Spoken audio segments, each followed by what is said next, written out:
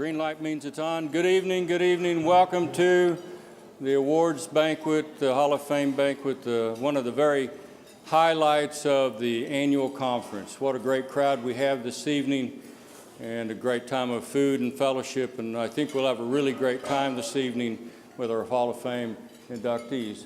And every time I hear that noise, I'm glad I'm not toting dishes, you know what I mean? My name is Bill Tackett. I'm the chairman of the Foundation for the Hall of Fame for Cities and Town Officials, and this evening we will do our induction ceremonies, and we will also continue on with what we've been doing for several years. So you all continue with your meal as we begin this evening. Of course, one of the highlights of us getting together is the University of Central Oklahoma students, the Jazzed Up Trio, and this is the third year in a row they played for us. Doing an outstanding job on vocals is Katie Watson. Katie Watson. Our bass guitarist this year is Nelson Gonzalez, and we're glad to have him on bass tonight. Our keyboardist, the leader of the group, the one that has been so good to play for us all these years, Alisa Kozlowski.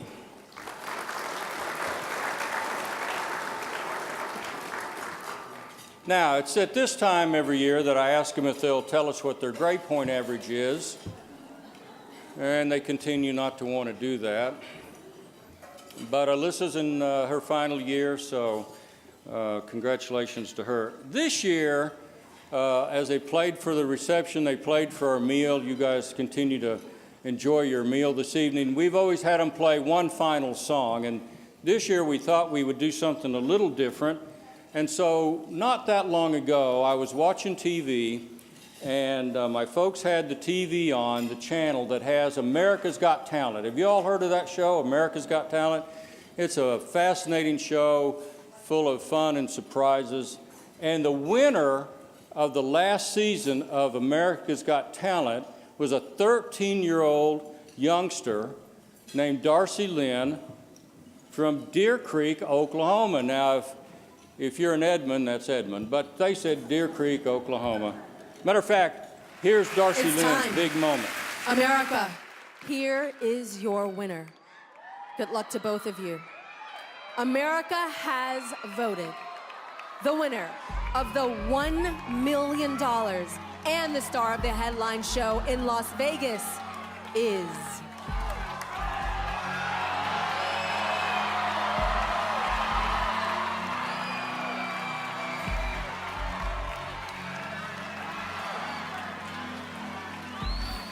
Darci Lin!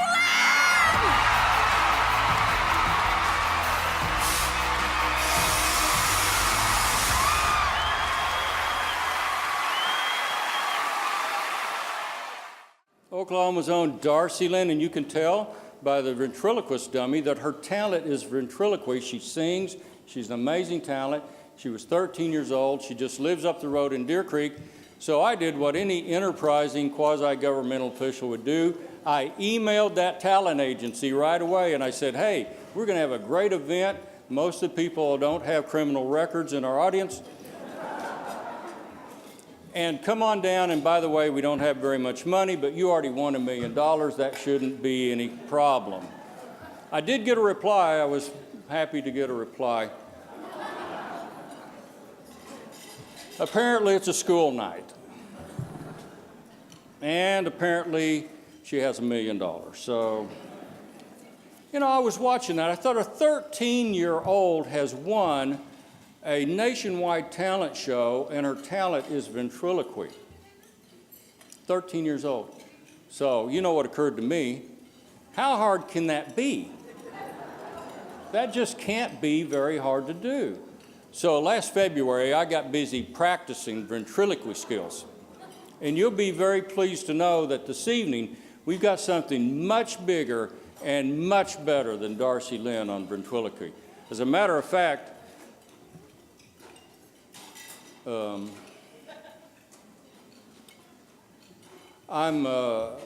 missing a part of the act. Keep eating. Keep eating.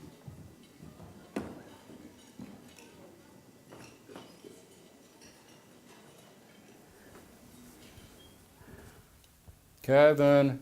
Bill. Kevin. Bill. Kevin, what are you doing out here? Look, we talked about this. Bill, we didn't talk about this. We talked about me playing and singing a number with the Jazzed Up Trio. Yeah, same thing. This is not the same thing. Look, I just got done telling those good folks out there I had something bigger and better than Darci Lin. Well, you shouldn't have done that. Why? Well, first of all, they will never believe that I'm a ventriloquist dummy. Well, look, I've got this grease pencil, and we'll just mark on your... Oh, no. And by the way, we prefer mannequin or doll, not dummy. Well, I don't know about this PC stuff. Look, I said dim the lights way down. Some of these folks got some snake bite medicine in them, and they won't be able to tell the difference. Nobody's going to buy this. Sure they will. Look, you'll sit in that big chair, and I'll just stand behind you, and I'll put my hand up your coat. No. And when it's time for... Bill, you're not putting your hand up anything on me. I think you're making this really hard. Okay, you could have asked another Hall of Famer to participate in this honor, but you didn't, did you? Do you know anybody else that plays the guitar and sings? I don't know everything about everybody that's ever been inducted into the Hall of Fame. And besides, you're uniquely situated to be in this deal. Uniquely situated? You mean I work in the same building as you? Well, not just that. I mean, you fit the part, really. Okay, one more remark about my height or lack thereof, and I right to the moon, Okay, Bill. look, you got pre-performance jitters. That's probably natural. Maybe it's even normal. I don't know. But here, look, here's what we'll do. I'll take my phone and I'll tell everybody that you're a remote control mannequin doll. You're a remote control mannequin doll, and when it comes time for you to turn your head or move your mouth, I'll just poke this at you, and you just look out the corner of your eye, and I'll go up and I'll sit in with the band. I'll play one of the pianos, and we'll all play, and we'll all have a good time. And all you need is kind of a blank look on your face out there. Well, that should be easy.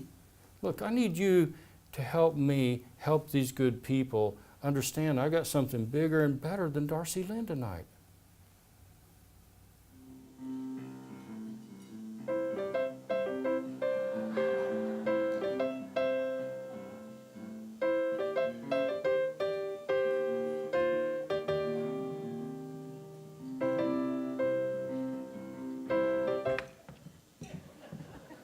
Bill, you said I could sing and perform a number with the Jazzed Up Trio. You picked the one song that has no words and no guitar part.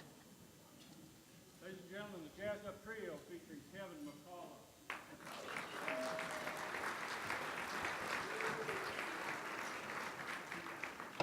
McCullough. By the way, this is my dad's favorite song.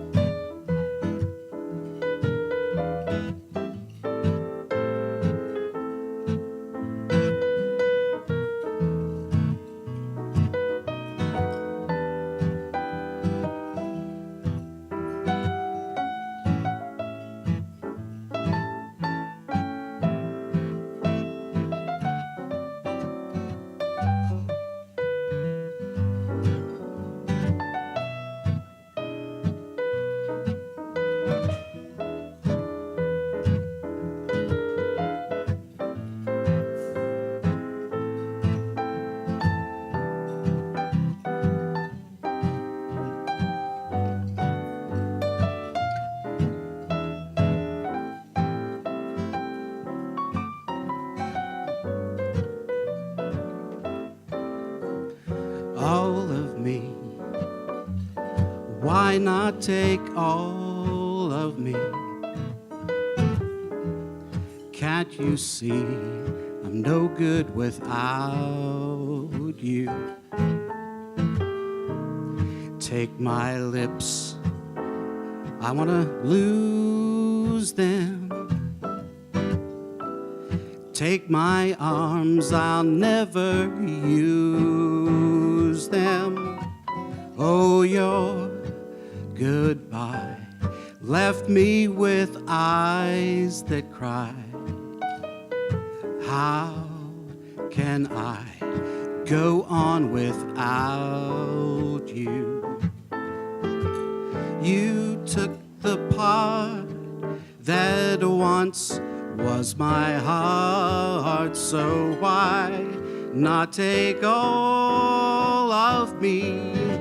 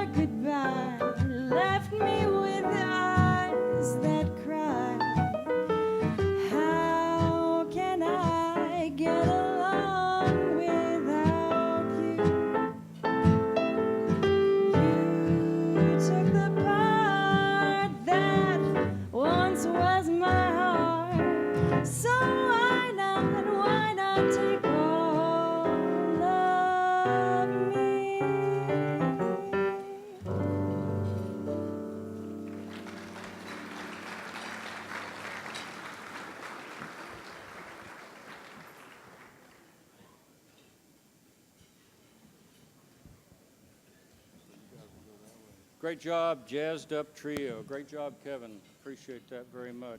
This evening, I am pleased to share the platform with Hall of Fame member and Foundation board member and Mayor of Ponca City, Homer Nicholson, as we conduct our 18th or 17th, depending on how your math skills are, induction ceremony. We will induct 4 individuals this evening, and following this ceremony, the Municipal League will present their Don Reiter Award, the Mayor of the Year Award, and will recognize the City Management Association of Oklahoma's Gerald Wilkins Award winner. First, I'm pleased to introduce the other officials of the foundation. Please hold your applause until all are introduced. Janus Almy of Sand Springs. Janus, will you stand? And Janus, thank you very much. Dia Mandeville of Medford. Dia is here, and Elaine Carr, West Siloam Springs, Mayor, is here. We also have our foundation treasurer and past Hall of Fame inductee, Cindy Shattuck from Edmond, and our foundation secretary, Deborah Minor Gonzalez of Yukon. Thank you all very much for your service.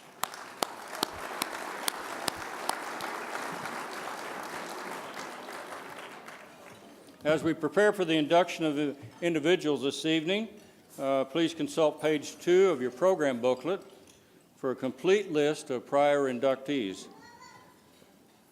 In May of this year, we lost a very good friend and a colleague, Michael R. Mike Nunnally. He was a 2017 inductee into this Hall of Fame. And so this evening, we want to show a brief video in tribute of Mike Nunnally and what he meant to so many of us.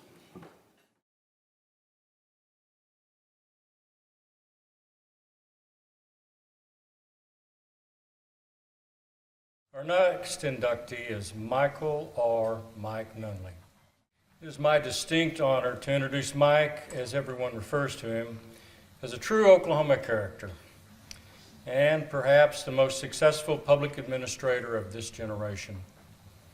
Perhaps not since Will Rogers has Oklahoma had such a colorful native son. Never serving in a community larger than a town form of government, Mike's presence in municipal governance and operations has been felt statewide.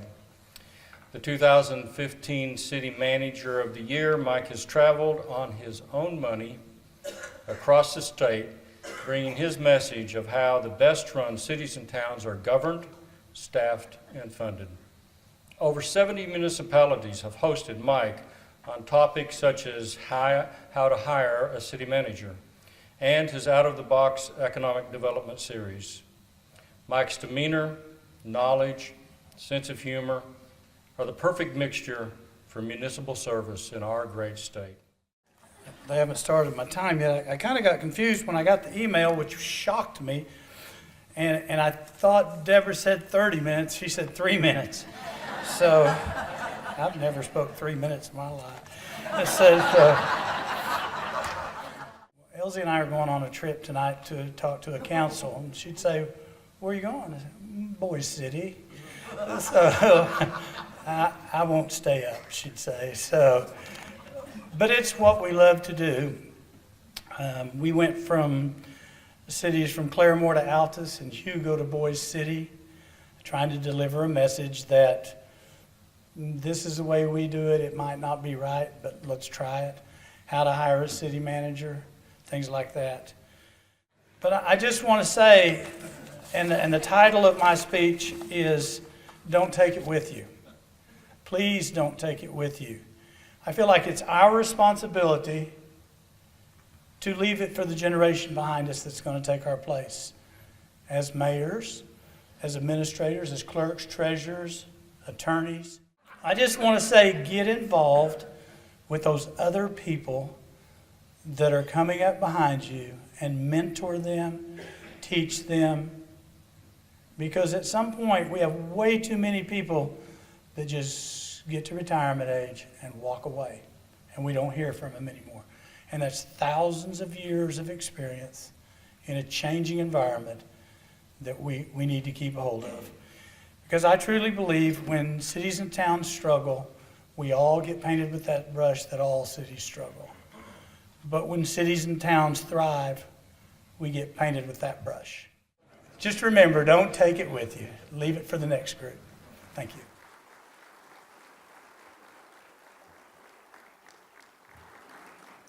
Well, Mike's passing was tough for very many of us. Kathy and the boys are here this evening. Thank you all for coming. It means a lot. Did you hear what Mike said? It's what we love to do. Doesn't that describe everybody in this room? It's what we love to do. I think it's very important, and if you disagree with me, you might take a breath and realize that you're wrong. I think it's very important to tell people thank you while they're around to hear it. And a big part of the Hall of Fame induction ceremony is saying thank you. If you know of a deserving person that should be in the Hall of Fame, go to our website. It's there in the program. The nomination form is pretty straightforward. We'll help you fill it out. Let's say thanks to people who need to be thanked while they're around to appreciate a thank you. I'm glad we did that for Mike. I want to invite up Homer Nicholson, Mayor of Ponca City at this time.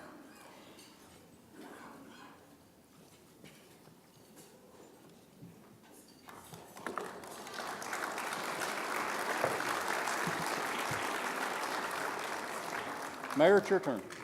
Thank you. Thank you. It's another great day in Oklahoma. All right. Cities and towns are the roots of Oklahoma with the bulk of the population. Municipal officials and elected officials accept the challenge to provide quality of life to our citizens. Working with the public has its challenges. Sometimes it is said that you have to be thick-skinned to work with the public. Tonight's honorees have thick skin. Those that are the best in the business will be honored tonight. In the past 18 years, the foundation has inducted 61 individuals into the Hall of Fame.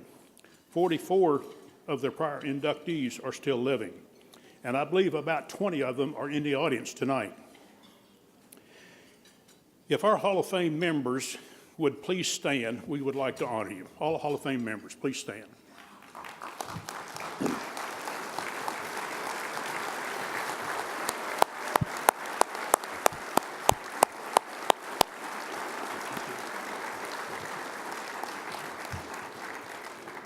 Thank you very much.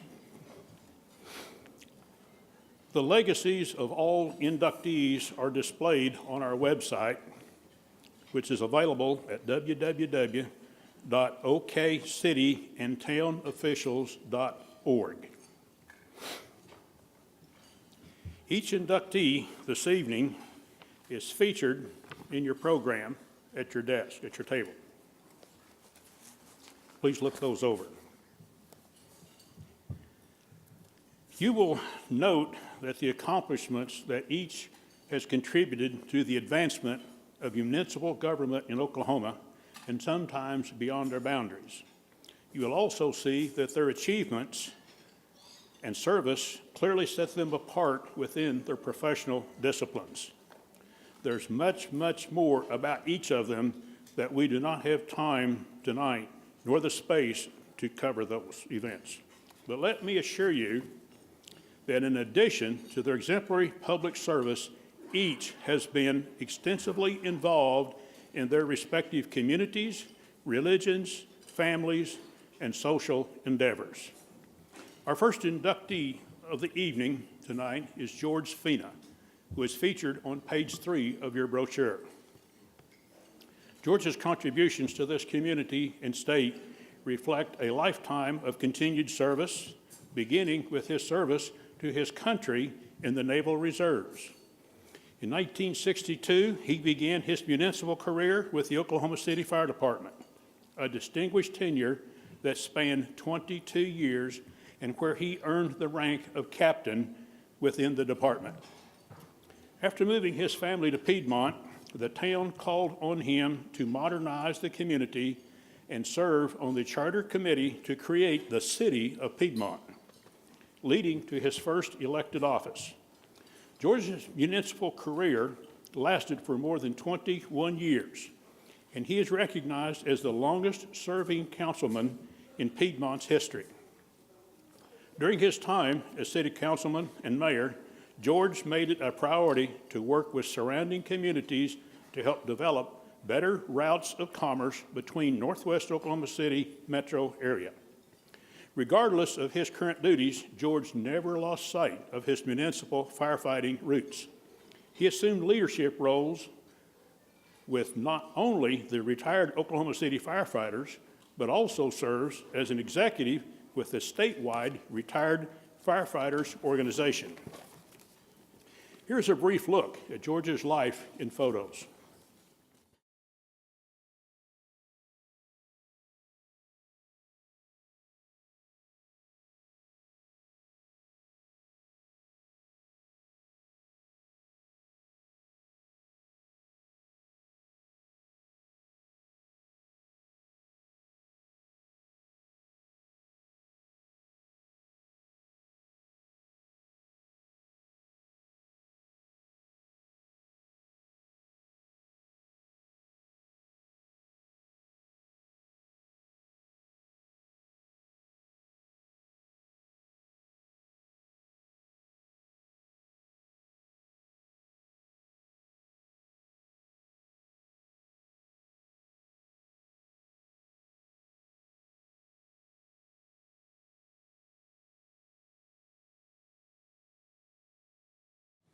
I'm pleased to present for induction into the Oklahoma Hall of Fame for city and town officials, George Fina.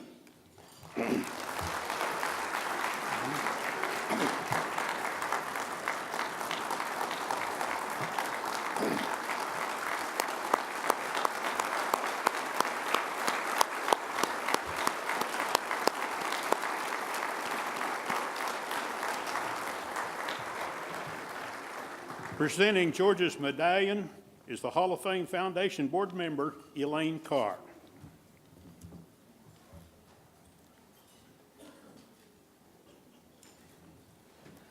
George, you'd like to take the microphone. Thank you, sir.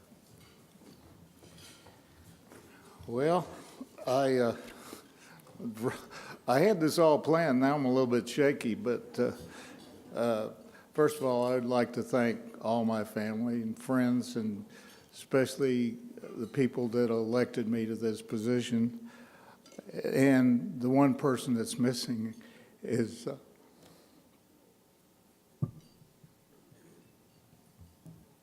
my wife, who's homesick. But anyway, I'm very appreciative of this, but I want to tell a little story because we all get excited when things happen to us that are really great. I had won the World Championship, which was the biggest thing for a hot rodder back then. and I won in my class, and I think I won, that was 1969, I won about $15,000. I set a national record. I was just really proud of myself. Well, they had lined up all the cars. There was 4 different champions, and they'd lined the cars up, and they had a program with the pictures of people that might have been the ones that won the race. And I was standing there, and I was so proud and everything, and these 2 young boys came up, and my picture was on this program, and this kid handed me the program, and he said, would you sign this? And first time anybody I'd given an autograph, you know. And I did, and I was standing there for a second, and they walked away, and the other kid said, who was that guy anyway? So I learned to be grounded. The importance of service, I think I started on the fire department, and that's a physical service for the community. And it's my first love. It'll always be my first love. And then council and being a mayor were other things that we've done. And I say we. I think when you're part of a council, or a leader of anything, you should forget I. You need to be we. You have to be a team. You have to work as a team to get things done. If you think you're Superman and you think you're going to get it all done yourself, somebody's going to hand you a load of kryptonite, and that's going to be the end of your deal. But during my tenure working on a team, there were people that didn't like me. There were people that loved me, but we worked together. We got things done. We built 2 fire stations. We built a new city hall. We got roads done. We got a lot of things done because we worked together, and we did things as a team. And anybody out there that's on a council, there's guys that you're not going to like. They're always saying the wrong thing, but you need to bring them in, and it needs to be a team to get things done. I've always had a deal. You may not remember the Kingston Trio, but they had I'm 80 years old, so there's a lot of things I remember nobody else does. And sometimes I don't remember that either, but they had a song, and the song was a guy that was on the desert, and he came to a well. And there was a note on the well. There was a bottle of water there. And he said, the song said, you can drink the water and save your life, or you can prime the well and save a lot of people. I think tonight I live my life that way, and I thank everybody here that didn't drink the water. Thank you very much.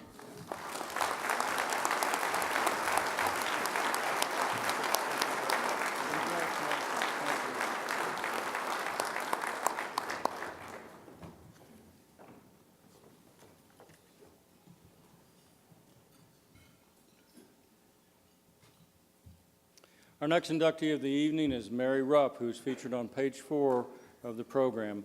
Mary began her municipal career under the legendary city manager Larry Gish, a posthumous inductee into the Hall of Fame. While Mary's influence statewide continues to this present day, she was also active in her profession nationally. Mary chaired the Committee on Changing Roles of Assistant in 1997-1999 and co-authored an article called Survey Says, Role of Assistants Has Definitely Changed for Public Management magazine.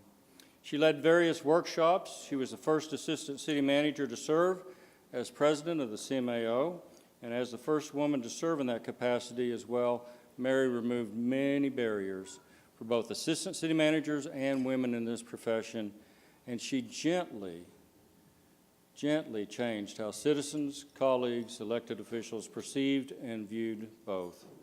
Her service to the communities of Stillwater and Perry were guided by the ICMA Code of Ethics.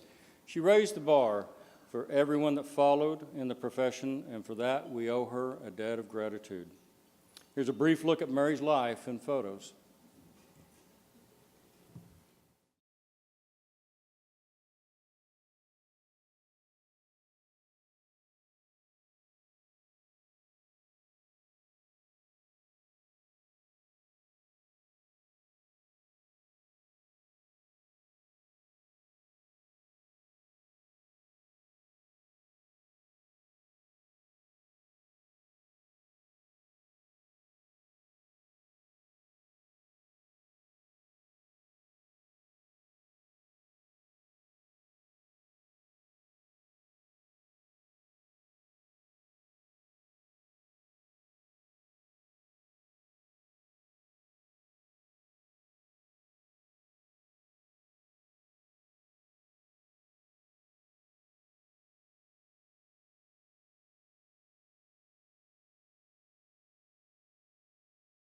I'm pleased to present for induction into the Hall of Fame for city and town officials, Mary Rupp, presenting her medallion as Hall of Fame Foundation board member, Dia Manderville.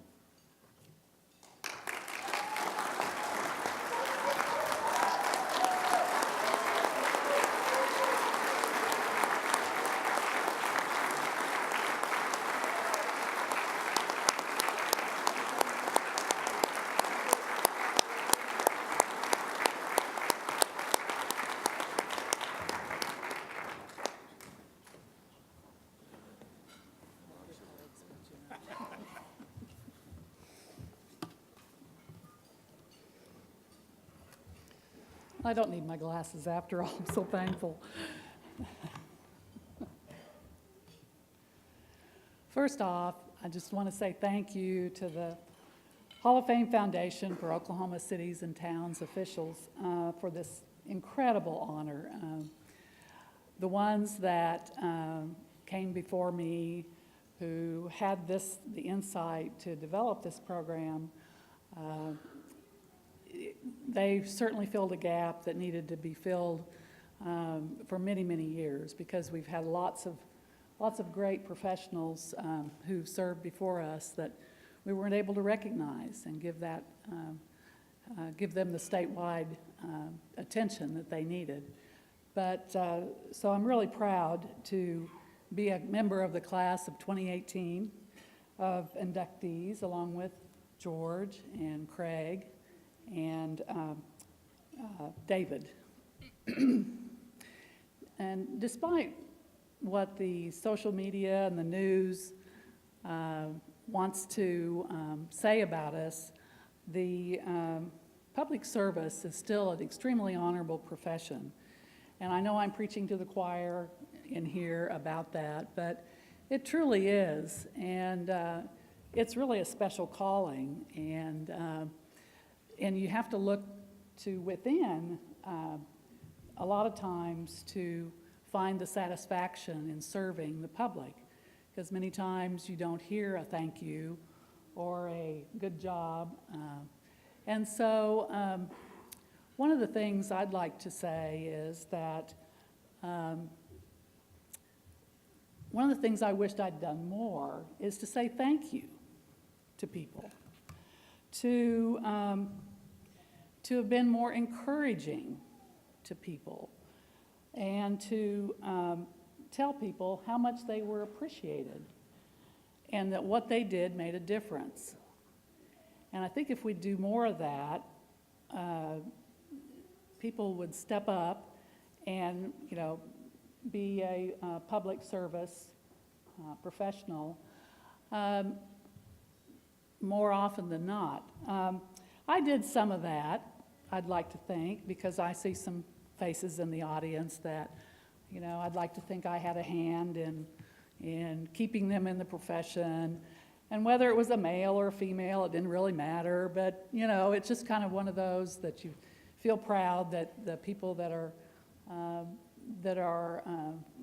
staying in the profession and continuing the work, it's really gratifying.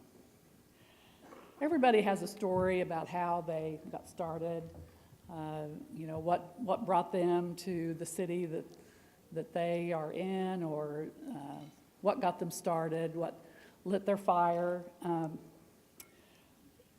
I was a high school business teacher. I didn't know what city government was, other than, I know there's a mayor and, the city council and all of that. So the day I got hired at Stillwater back in July of 1977 by Larry Gish, I must have been the luckiest girl in the world at that point, because I like to think that I am a good learner, but I didn't know anything. I started at ground zero as Larry's secretary. But I quickly learned that Larry was a respected professional around Oklahoma and all around the country. He was ICMA president for a year. And so I learned from one of the best, I would say. But it was Carl Weinog that gave me the opportunity of a lifetime when he promoted me. And Carl and Jackie, I'm glad that you're with us tonight. That had to be a giant leap of faith for you to to bring me on, boost me up into the role that I played, and I will be forever grateful. Both Larry and Carl were great role models, and a role model that I aspired to be too throughout my career.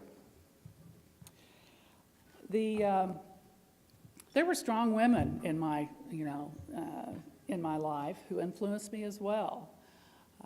The first Stillwater female mayor, Christine Salmon, was one of those that she was a can-do person, and you wouldn't, from looking at her, you wouldn't know how strong she was, but she was definitely a strong person and very convincing, and was a good leader for Stillwater. And then there was Mayor Mike Henson. She was also a great leader, and Carl and Mike and I worked together on a lot of projects, and we didn't always agree with her, and she probably didn't always agree with us, but we were a great team, and I have great memories. And then there were the people that I worked with, and Mary Ann, we can now be sisters, Hall of Fame sisters. So you were a rock for me, listened a lot. I listened to you a lot, probably a lot more than you listened to me. And Dixie at Perry, when I was at Perry, she was, she helped me understand the smaller community, how it worked in the smaller communities. And I have a much greater appreciation for smaller communities now after working for the city of Perry. Really, all this has brought back a lot of memories of the many caring and talented people that I worked with. And I still have the pleasure of calling many of them friends. But they're really like a second family. And I'm sure you all feel that, have experienced that as well. We share a kindred spirit. And because really no one outside of our profession understands what we really do, when you serve on the council, and they think they know, and they think they can tell you what you should be doing. And so those of us who have worked together and kind of have the battle scars to show for it, that's one of the things that you'll have forever. And so I would say reach out to those who may not, believe exactly how you believe. We always tend to gravitate to the people that we know and the people that kind of believe what we believe. But we really need to reach out to others and to understand them better. And along the way, we learn a lot too as a result of that. It's like when you go to a family reunion and you sit with your own family at the family reunion instead of sitting with the other members of your other family people. Why do we do that? Well, we just feel more comfortable that way. But we need to step outside of our comfort zone a little bit.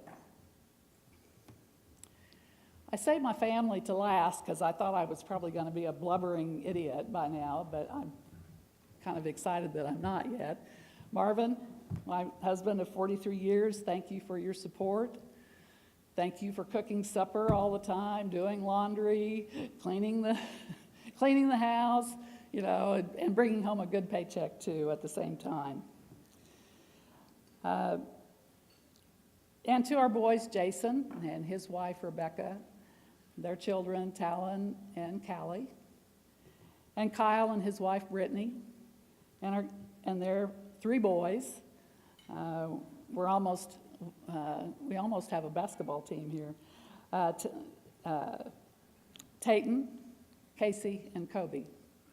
And I'd like for my family to stand up, if you don't mind, just for a few seconds.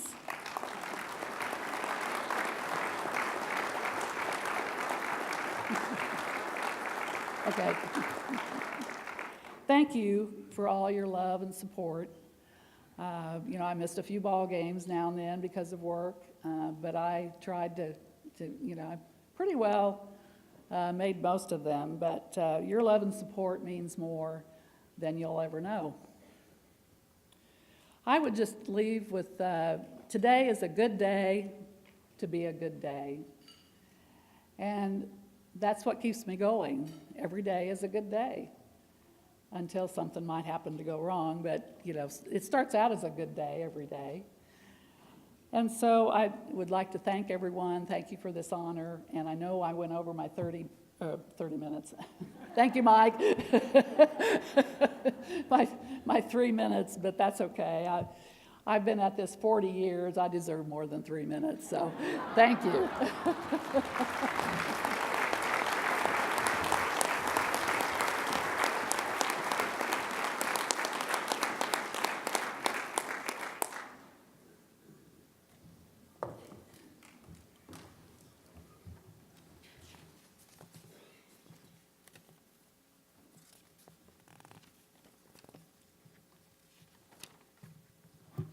Our next inductee of the evening is Craig Stevenson, who is featured on page 5 of your brochure. Having dedicated over 33 years in city management, Craig has made significant contributions ensuring the sustainability operations of city government, not only in Ponca City, but at the state level as well. He has advocated and strived for the continued betterment of cities and towns throughout Oklahoma, and those that serve municipal roles within them. Craig's municipal representation at the state level and his drive for accountability, sustainability, collaboration, and innovation has helped to move both his city and his state forward. Here's a brief look at the life of Craig Stevenson in photos.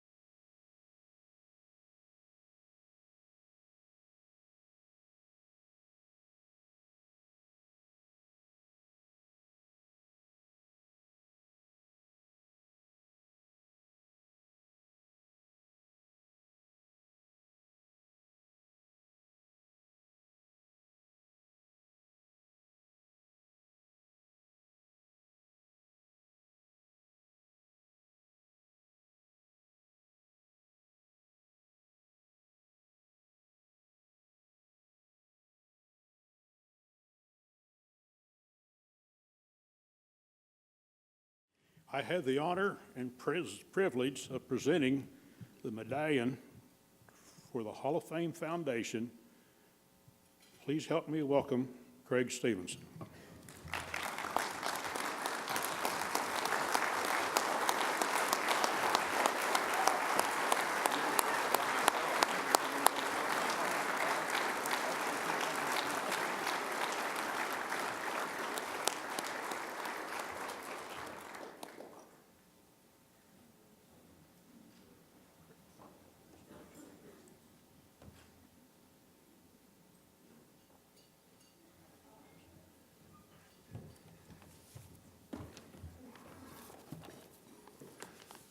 Wow.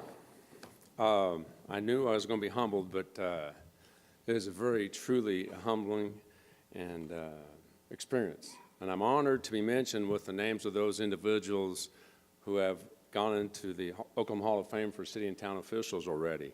They're the legends that I've looked up to, and I've always thought, wow, they're talented, they're bright, they're leaders, they've done so many great things.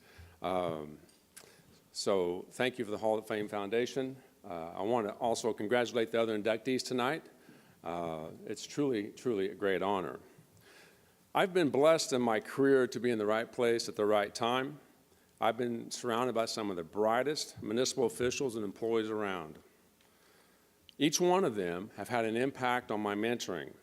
Whether they're a member of the governing body, employees of the city, peers, or members of various organizations I have belonged to over my career.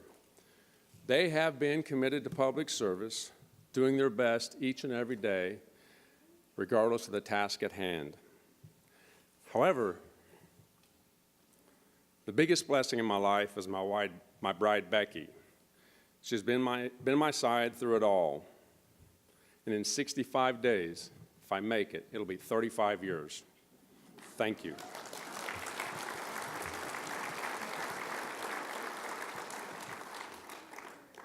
She never questioned me when I accepted my first position 33 years ago. Maybe she should have when I told her I have accepted a position in Dodge City, Kansas. Our 5 children are here to help me celebrate: Mandy, Andrea, Aaron, Austin, and Adam. 2 son-in-laws, a daughter-in-law, and some of our 7 grandchildren who you may have heard or seen. So, brought some entertainment.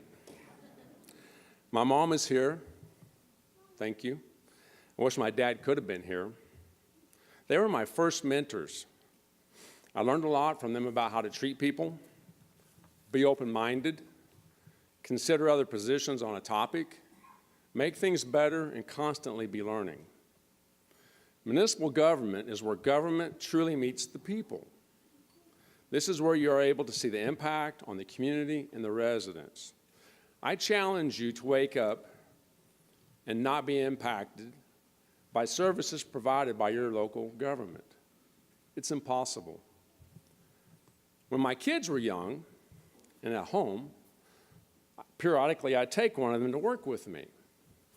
On one of those occasions, Becky asked them when they came home, "So what does Dad do?" And without missing a beat, she said, they told her, "Well, he drinks coffee and signs papers." And it can sure seem like that to people around you. That's about all you do. But I know you work hard if you're a local government official or employee. You see, it never shuts off. Your community is moving 24 hours a day, 7 days a week, 365 days a year. And for people that have dedicated their life to public service, it isn't a job. It's what you do. When I'm asked, thank you, Pate. When I'm asked why I do what I do, the answer is I like to see positive changes occurring in the community and having a direct impact on people's lives. It's at these times that I feel the most rewarded, to be able to take a step back and say, wow, I played a small part in that. If one would treat their community they represent like a municipal corporation that is with shareholders instead of residents, you change the perspective and how you make decisions. We talk about the reason we do what we do is to drive shareholder value. Make sure you're providing the best services possible to your shareholders, adding services or programs to make your community better. Don't be an impediment to their enjoyment. Drive shareholder value. You're being called to lead in your community.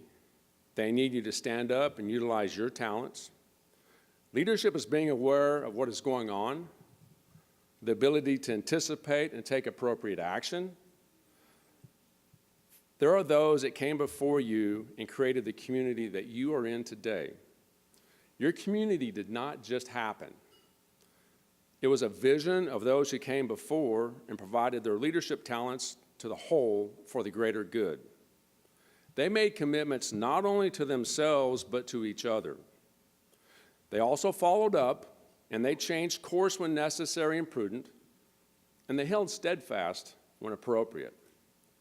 They set aside their personal vision for the vision of the greater good. So, in closing, what about you? What will you do? You see, it's your turn to take your place, lend your talents, your vision for the future of your community. Your community expects great things from you.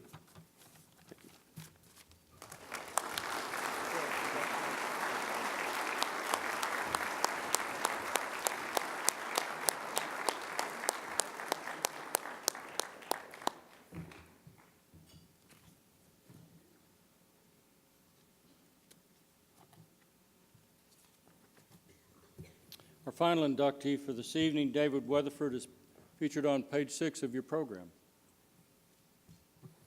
David has the distinction, at least in my mind, as being the best city attorney in the state.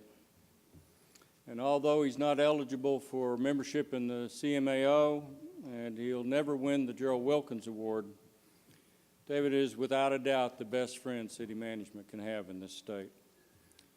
An attorney since 1988, of course you all remember that's the year before Taylor Swift was born.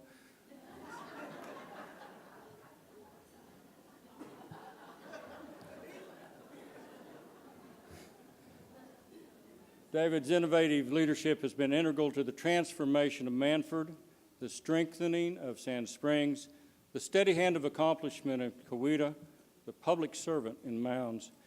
David has been featured presenter at the annual City Management of Oklahoma Conference, the Clerks and Treasurers Annual Conference, the Oklahoma Conference of Mayor Winter and Summer Conferences, teaching these elected and appointed officials how the best-run cities and towns operate. Hundreds of mayors, councilmen, trustees, city managers, city clerks, municipal attorneys, and others have attended David's teaching on municipal law, policy development, and implementation.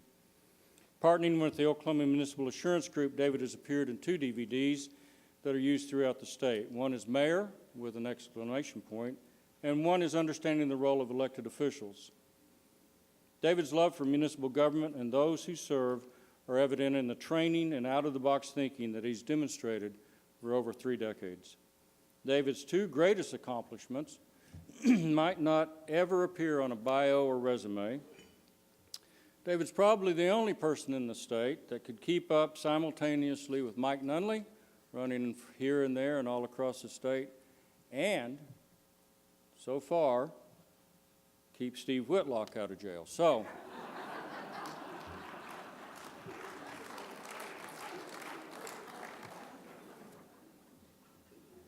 I came very late into Mike Nunnally's life. I didn't get enough time with Mike Nunnally, but I attended his service. And the thing that was so remarkable about Mike Nunnally's service at his funeral was that there were people there that were with him in high school, at Will Rogers High School in Tulsa. And there were people from Granite and Manford and people from Willow and all the way up to his passing. And you know what? They all said the same thing about Mike. His character was the same in high school as it was at the end of his life. Recently, I was walking across campus with a good friend of mine, David Thomas, from a football game at Oklahoma State. We were reminiscing about 40 years ago when we were on campus. And David was telling me that David Weatherford was the president of their floor. And Oklahoma State is so sentimental, they just got down tearing Cordell Hall down, so you'll have to take my word for that. He's not in the Greek system. He's in an independent dormitory.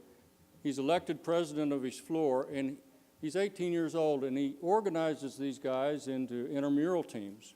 And the intramural teams are so good that they win the campus-wide championship, both in football and basketball.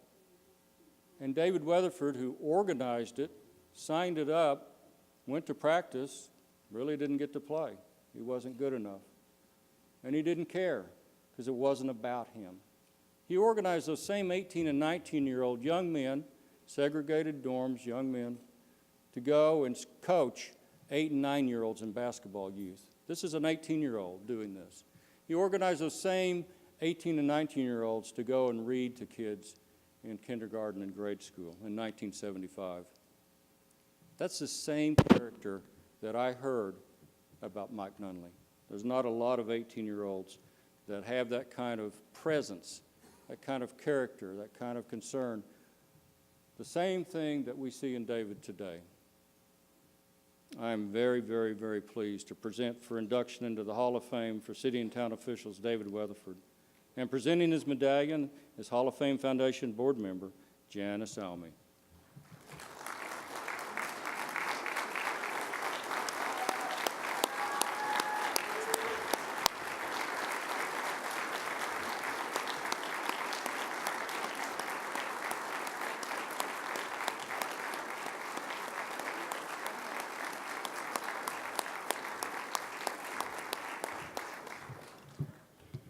Thanks, Bill. You shouldn't say those things. It's an honor to be in this class, and I want to thank the Clerks Association for nominating me in the Hall of Fame committee, and first of all, family, Tammy and Tara and Aubrey. Everything is possible when you have good family support, and that makes all the difference. You know, when I first found out about this award, my first thought was the same first thought I've had every day since April. What would Mike Nunnally say? And that's easy, because I know Mike would have been the first person to call me. He would have been very gracious and complimentary. And at some point, I would have said, well, Mike, it's good to join you just a year later. And that's when Mike would have said, yeah, if I'd have known they let lawyers in there, I don't know if I'd let them put me in. But at least you're not an engineer. You know, we miss that every day, those conversations with Mike, because it kept us going. Me getting this award's a little bit unusual because I represent different cities and they kind of parallel each other, and I'm balancing different worlds. I like to say tonight my worlds are colliding because it's kind of like George Costanza on Seinfeld. Different people from different places are here who usually don't see each other. So it's a little bit awkward and a little bit different. But I want to mention just briefly some lessons learned from different places, because I think that's important to us. I spent 28 years as city attorney in Coweta, and there's hundreds of lessons learned from it, but one that stands out, and it's one that helps all of us. And that is simply that we've got to treat our employees better. My time there was spent with a city clerk whose time paralleled mine. None of you would know her, but she was the heart and soul of the city. Every city has that employee, or wishes they did. And we've got to find a way to recognize them better, because we don't do very well at it. That time was also paralleled with a city manager that all of you know, but he symbolizes what city managers do. They dedicate themselves to the city, they take on all the hard issues, they confront all of the problems, they take all of the blame, and they become disposable. And the lesson of that is we've got to be better in how we deal with that. We've got to address that issue. How should cities deal with city managers? And make that a priority and find a way that we can make that relationship what it should be, because that should be all of our goals. We'll never be truly successful until we conquer that issue. And so far, individual cities do it. Statewide, we haven't done it enough, and we can do better. The lesson of Manford's a completely different lesson. I started there 20 years ago, and some of you have heard me say the first 11 years was the worst experience of my life. No city could have been more dysfunctional. It was a horrible place to work. The last 4 of that first 11 was with Mike Nunnally. He and I couldn't change it, and we did nothing to make it better. And what a great lesson of Manford, because there's a lesson in it too. And it's a simple lesson. The power in cities is where it belongs. It's with the elected officials. They're the ones who can change the city. For the last 9 years, there's another lesson in Manford. It's transformed. A senior mayor and a young mayor with no ego decided they would change the city for a generation. And the lesson of Manford is that it's an example all of us should look at. Not because it's the right way or the only way, but because it's one way a city can change and go from the worst to one of the best. And what a change. What a great example for us statewide. The lesson of Sand Springs is a little bit different. I was very fortunate to start there 16 years ago, and when I started, I became a part of an organizational culture that had already figured it out. They didn't need my help. It was a culture based on professionalism and honesty and dignity and mutual respect of each other and hard work. What a great tribute to an organization that they could recognize that that's the foundation of a strong city. But they had that figured out. And that's a great lesson for us, because what happens when you have a city based on that type of structure? They attract and retain great people.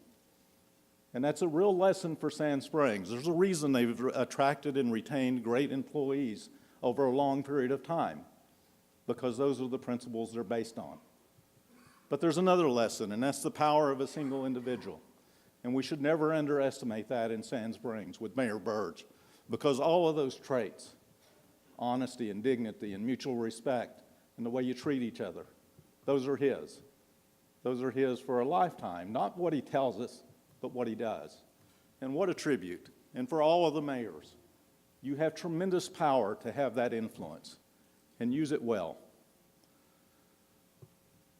I wouldn't be here if it had not been for my association with OMAG. 7 or 8 years ago, I was able to pitch an idea to John Woods and Stephen Reel that we should go around the state and offer training on site to cities. We should take it to them. Get everyone in the same room, from the administration to all the elected officials, so they hear the same message. And what a great honor of my career to be associated with OMAG, because I wish I had time to name all of their great employees.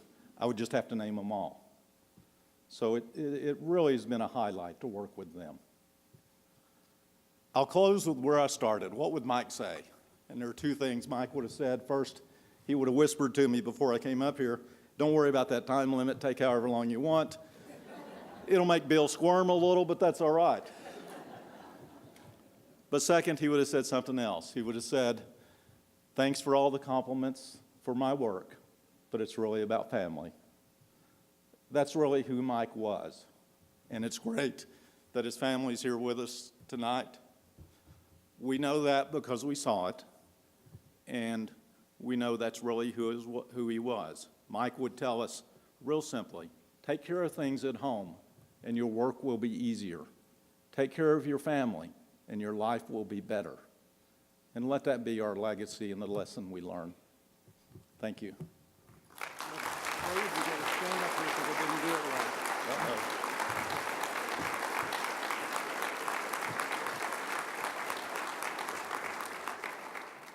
Everyone has a talent. Mine is making the easy hard. I had 3 good things pulling for me to do this right. Number 1, I've done it before. That's in my corner. Number 2, I've watched Homer do it tonight.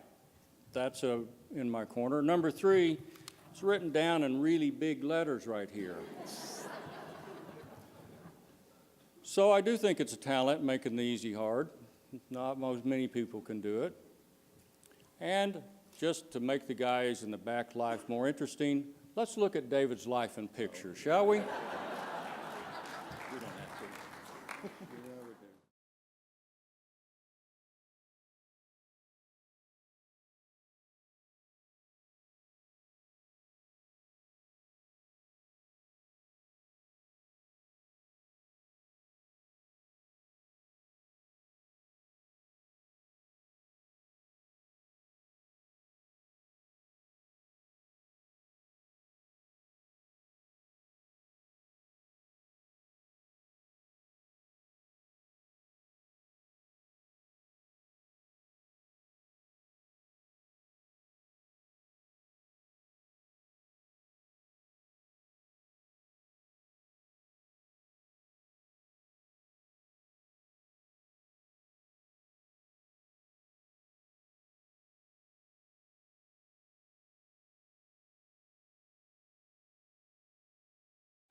Well, to all the inductees this evening, congratulations. We appreciate your service. We appreciate your wisdom. We appreciate your heart, your pioneering leadership. It's an honor to be able to share the platform with you and to celebrate your achievements. Mike, I got 2 chances. I'm just going to ask, are you next? Ladies and gentlemen, to continue this evening's activities, please welcome Mike Fina, President of the Municipal League.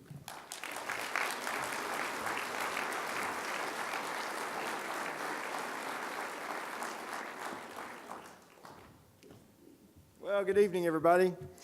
I'm Mike Fina. I'm the Executive Director of the Oklahoma Municipal League, and I just want to welcome everybody to tonight. And we're going to get right on with the program and hand out some awards. We have a few to give out tonight, and then we'll close this out. For those of you that are just here tonight, you need to know that we're also closing out the OML annual conference. So a lot of the folks in this room have been, unfortunately, having to watch me on this stage for the past 2 days. But they're kind of tired because we worked them really hard the last 2 days, but it's been a great week. So I appreciate all the participants who are here, and welcome to all the family that came tonight. This is always the best part of our annual conference. So at this point, I would like to invite the president of the Mayor's Council of Oklahoma to the stage, Mayor Todd Finley, who's going to present the Mayor of the Year Awards.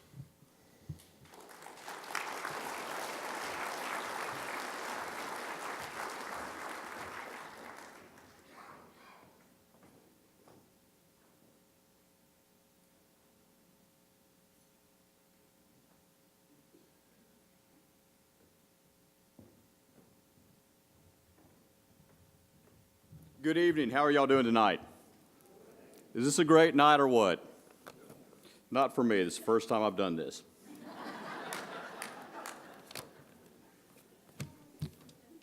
But I have someone who really loves me. Her name is Sarah, and like Bill said, she gives me good scripts too. My name is Todd Finley. I'm the Vice Mayor of the town of Moreland and Mayor's Council of Oklahoma President. The Mayor of the Year Award is special in two ways. First, it recognizes the accomplishments of outstanding Oklahoma mayors.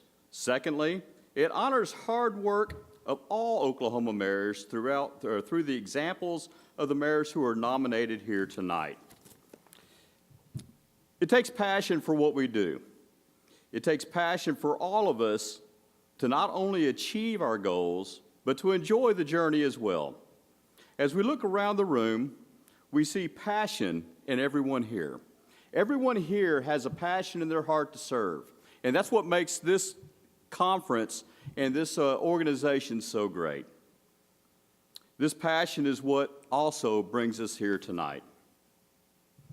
Two mayors will be honored tonight by this year's Mayor's Council of Oklahoma. Winners will be named from two population categories: towns less than 5,000 in population and cities 5,000 or more in population. Will the nominees for the Mayors of the Year for both categories please stand as I call their name? The City of El Reno, Mayor Matt White.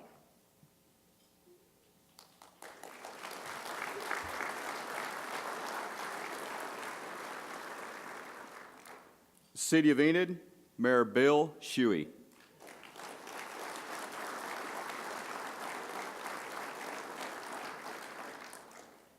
From the City of Henrietta, Mayor Jennifer Mulholland.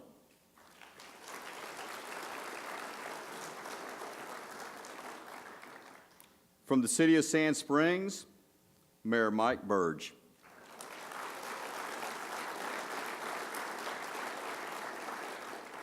And from the City of Checotah, Mayor Daniel Tarkington.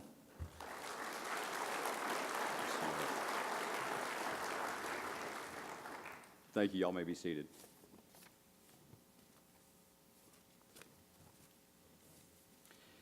This year's Mayor of the Award for the year for under 5,000 is a family man with strong ties to his community. This mayor is active in several local organizations. He has continued to build strong working relationships, not only with his council, but with the community's chamber as well. Whether it's bringing festivities to the city, spearheading beautification projects, or working side by side with fellow municipal employees, this mayor understands the way to get things done is through working with others.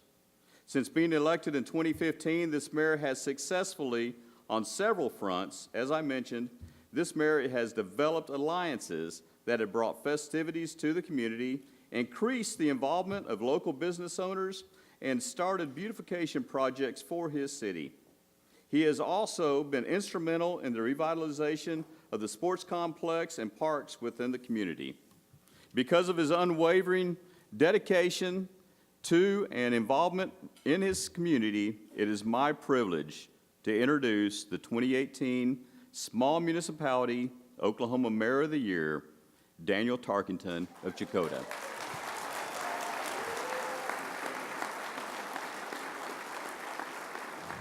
I read in the bio that he was a great family man. You have no idea. I've been coming to OML conferences for just a few years, and I have never seen wife and kids in tow everywhere he goes. This man is a perfect example of what a good husband, good family, good father man he is, and I'm really proud of him. Thank you.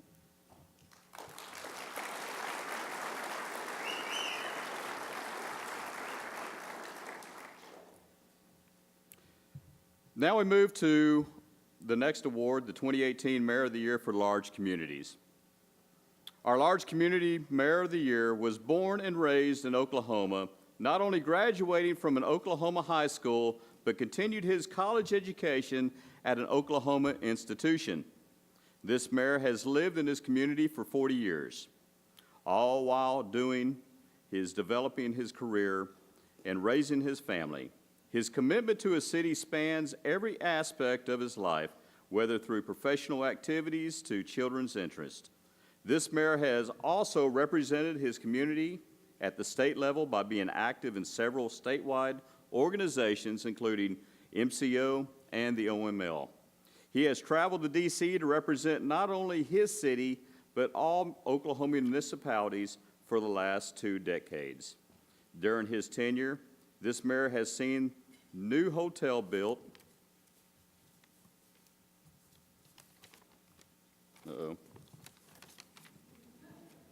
Sorry. Has seen a new hotel built. Where'd it go? Oh, there we go. Developed a new water plan, wind farm developments, and other countless improvements for the betterment of the community. He has proven time and time again that he is an effective leader and knows the importance of teamwork. Now, the last part will give him away, but it just has to be said. This mayor is well known for many accomplishments and tireless dedications to his city and state, but one of the most notable claims of fame I've heard is when this mayor was playing football and intercepted a Joe Namath pass. I'm sure we all know who we're speaking of now. Before I announce this mayor, I'd like you to know that this is someone I really look up to. I look up to all the mayors that are in this room. They all serve a great purpose. When I first got on this board and first got into the OML, him and several others fostered me, cared for me, kept me out of trouble, and showed me a way and a path that mayors should go. It is my extreme honor that I announce the 2018 Large Municipality Mayor of the Year, Mayor Bill Shuey of Enid.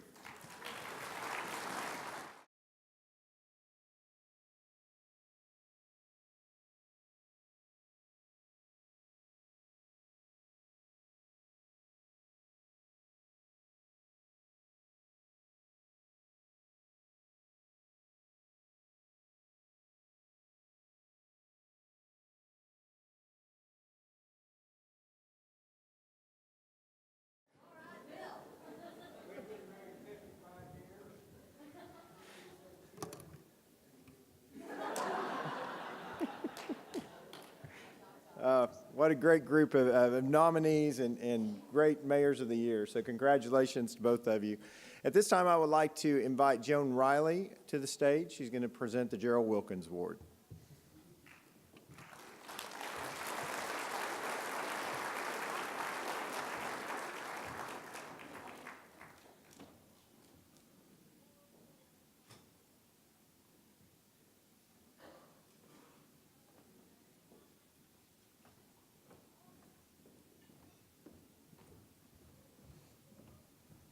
Good evening.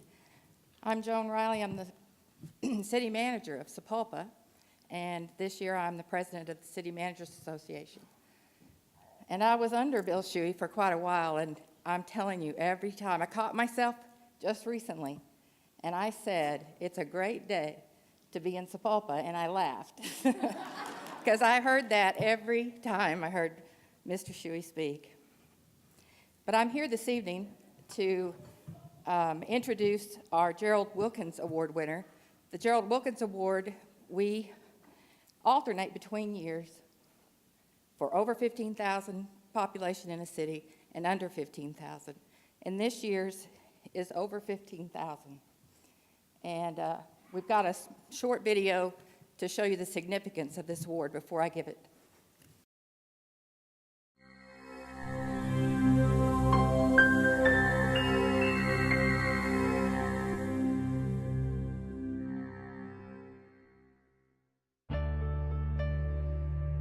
When I first began the municipal government business, Gerald was one of the first persons I met outside of my own city. There were a lot of outstanding managers then, but Gerald mentored me by taking as much time and effort as I asked of him to assist. When I was a new manager in 1968, Gerald was always there to take my calls and give me excellent advice on how to resolve problems confronting me. He was instrumental in developing the City Manager Circuit Rider program, from which a lot of Oklahoma managers evolved. He was always doing whatever it took to assist any manager with their efforts. I am pleased that a person like Gerald would be honored with an award in his name. I believe that to be nominated for such an award would be a high honor, and to win it would be the highlight of one's career. It has been more than 50 years since the late 1960s when I first walked into a room where Gerald Wilkins was. At the time, I didn't know who he was, yet it took only seconds to be drawn to where others were gathered around him. He had whatever it is, charm, magnetism, charisma, allure, that draws others to him. I knew immediately that there stood a confident, debonair, engaging man whom I should seek to emulate to become the city manager I hoped to be. During the next 3 decades, I learned over and over again that my first inclination was right. Whatever the event, whatever the circumstance, wherever he was, people looked to and followed his steady actions and well-conceived ideas on how to serve and merit public support for programs and plans. And he did so without seeking attention, fame, or prestige for himself. He never lectured, he guided. He never sought acclaim for his successes, but made others feel superior in theirs. He was the epitome of what a city manager should seek to become, both then and today. Recognition from your peers is very special in any profession, and certainly receiving the Gerald Wilkins City Management Award in 2007 from the City Management Association of Oklahoma was definitely one of the highlights of my career. I think all of us are proud of our calling to public service, and receiving this recognition from people who know what it means to be a local government professional is something that I'll always treasure. We have a dynamic, progressive community here in Edmond, and quite frankly, it's humbling to be perceived as having played some part, have some involvement in some of the successes. And I would encourage my professional colleagues in Oklahoma to help keep this award alive by thinking of deserving peers that they could nominate for this professional recognition as we move into future years.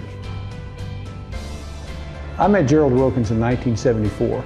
I was working as a grant administrator at the Office of Community Affairs and Planning in Oklahoma City, and looking for a job as a city manager, and very excited about that.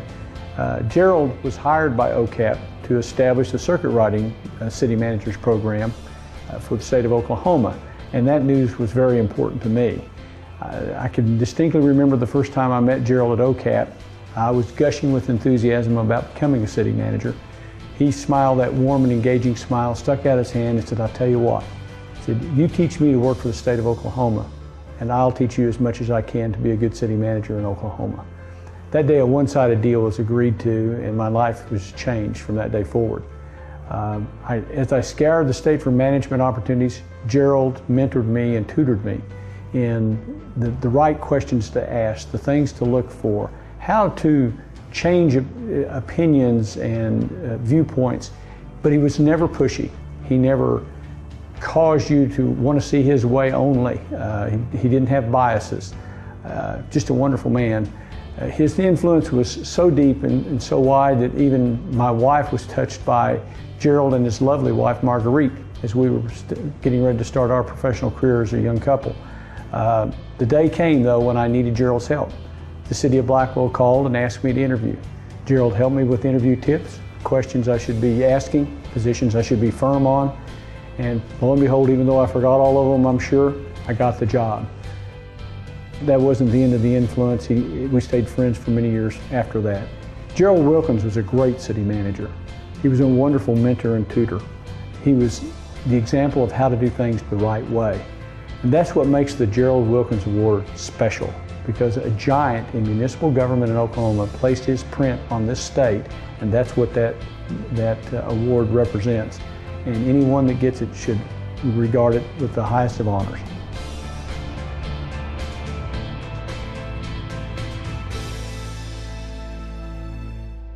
As you can see, this is a very special award, and it is my honor this year to introduce you to the City Manager of the Year, Janus Kane, from the City of Altus.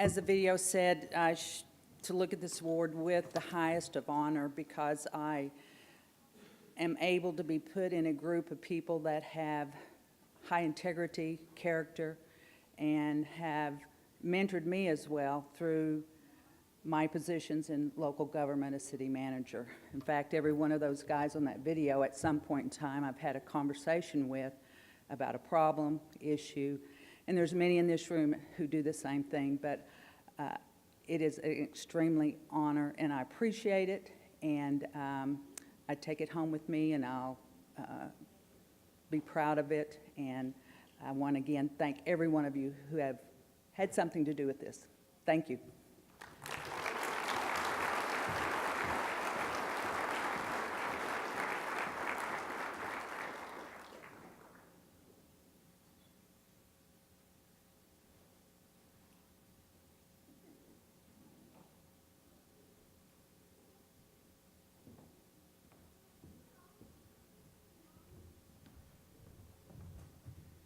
I believe we have a short video for the Reiter Award.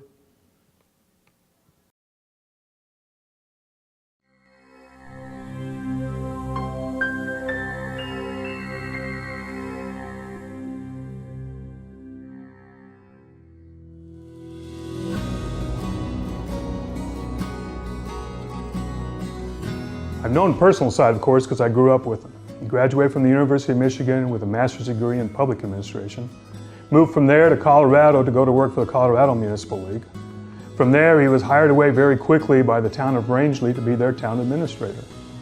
In 1959, the family moved from Rangeley to Santa Fe, New Mexico, where Dad became the very first executive director for the New Mexico Municipal League. We were in New Mexico for 12 years, and in 1971, we moved to Oklahoma, where we've been ever since. My dad was a facilitator and collaborator. His goal was never personal success. His goal was always the success of the organizations for which he worked. And I think that can be very well stated and said and seen by the laws that were passed under his leadership that continue to benefit Oklahoma cities and towns. The Oklahoma Open Records Act, the Oklahoma Open Meetings Act, the Budget Act, Title 11 of the Oklahoma Municipal Code. In 1977, he was responsible for the formation of OMAG, Oklahoma Municipal Assurance Group, which today continues to provide risk coverages for 95% of Oklahoma cities and towns, coverages that's specific for their needs. Since his death, he's been honored twice in very specific ways. He's been honored by the New Mexico Municipal League with a scholarship in his name at the University of New Mexico, and he's been honored by the Oklahoma Municipal League with this award and the designation of the Reiter boardroom down at the building. It has been a great pleasure of mine to be able to share with you a little bit about my father. I first met Don when he came to the Oklahoma Municipal League in 1971, and then I began working with him in August of 1972. He and I worked together until his untimely death in 1988. During that time, the OML grew in membership and services immeasurably. This was due to Don's hard work and many ideas for representing municipal government, not only at the legislature, but to the general public. Don was well respected by legislators he worked with on a daily basis. I believe that was because they knew he would always tell them the truth and was always open with them about the issues. As a lobbyist, you better never tell a lie or misrepresent the outcome of legislation and its effect on local government. Don was respected by his peers in other states. He mentored several league directors during his tenure. That speaks well to his abilities. To be nominated for the Reiter Award is a testament to one's honesty, integrity, and hard work. To receive the award would be a highlight in one's career. Don Reiter had the physical appearance, the style, and the demeanor of your favorite college professor.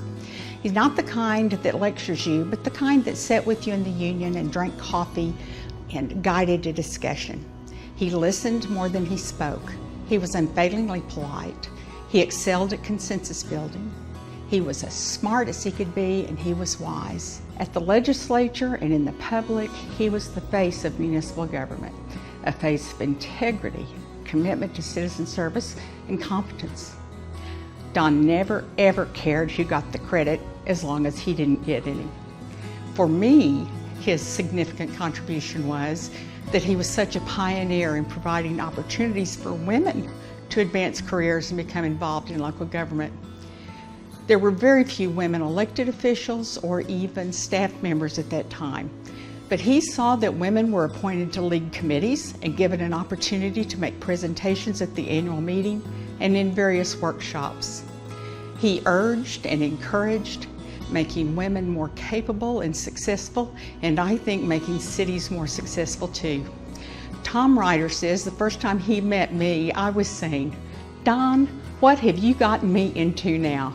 And oh, how I appreciated his getting me into it. I was fortunate that Don and Barbara Reiter and their children have been my friends. It is impossible to overstate his effect on the League, on Oklahoma municipality, and the hundreds of people who serve them. I think it's also impossible to live up to his standards. Having Don as my mentor is a highlight of my career. For all of us who know Don, receiving the award is overwhelming. It's an honor to be mentioned in the same breath. I keep that particular plaque on my desk as a reminder to me to be the best municipal attorney and official possible, and to show that I learned from his example.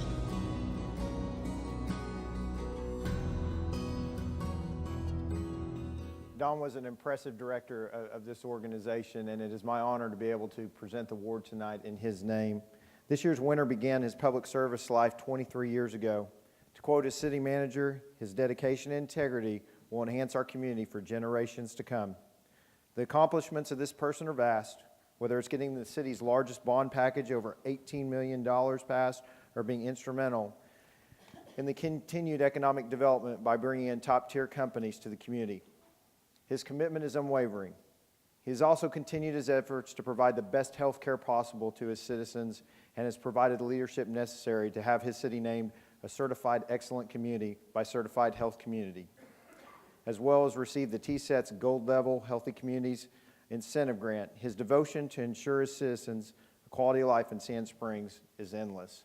And I'm proud to give this award to my dear friend for more than 10 years and one of the mayors I've always looked up to, Mike Burge of Sand Springs.